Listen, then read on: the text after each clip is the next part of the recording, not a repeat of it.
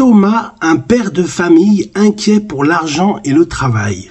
Sarah, sa femme, calme et pleine de foi. Léa, leur fille de 10 ans, joyeuse et attentive. Thomas, la voix serrée. « Chérie, je ne sais plus quoi faire. Le loyer a augmenté. La facture d'électricité est arrivée. Et mon patron n'a toujours pas confirmé si mon contrat continue le mois prochain. On va droit dans le mur. » Sarah s'approche de lui, pose une main sur son épaule. « Thomas, calme-toi. Viens t'asseoir. Regarde, Léa a préparé la table. Il y a du pain frais. » Thomas. « Du pain, oui, mais du pain, ça ne paye pas les dettes, Sarah. Je me demande comment on va s'en sortir ce mois-ci. J'ai l'impression que Dieu est loin, qu'il ne voit pas tout ce qu'on traverse comme épreuve. » Leur fille Léa arrive en sautant, tenant une bouteille d'eau. « Bonjour papa, bonjour maman, j'ai faim, on mange ?» Sarah sourit à Léa. Elle prend le pain et coupe une belle tranche qu'elle donne à sa fille, puis une autre pour Thomas. Sarah. « Viens Thomas, assieds-toi avec nous.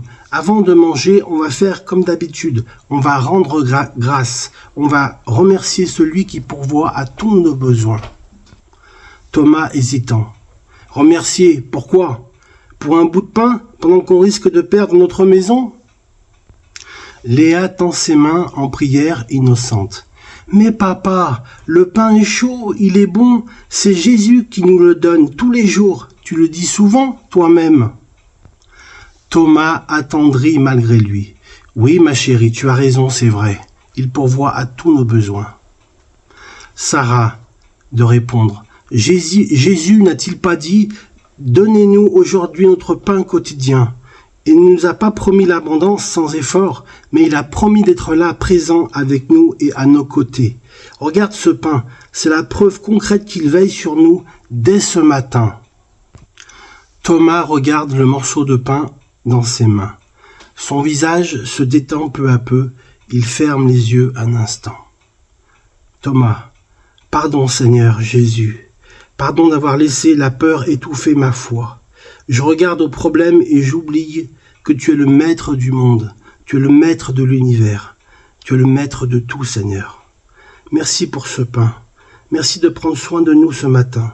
Je mets ma confiance en toi pour la suite de cette journée et pour mon travail. » Sarah, les yeux brillants. « Amen. Faisons confiance à sa fidélité. » Léa, leur fille souriante. « Tu vois, papa, Jésus n'est pas loin, il est là, avec nous à la table. » Un coup retentit à la porte. « Thomas, va ouvrir. » Il revient avec une lettre à la main, un grand sourire aux lèvres. Thomas très ému. « C'est le courrier, c'est l'entreprise. Mon contrat est renouvelé avec une augmentation pour mes responsabilités.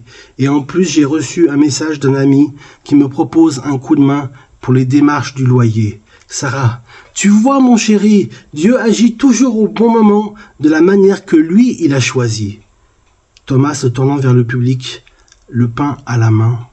Dans les moments faciles comme dans les moments difficiles, notre force est de savoir dire merci et de garder les yeux fixés sur Jésus.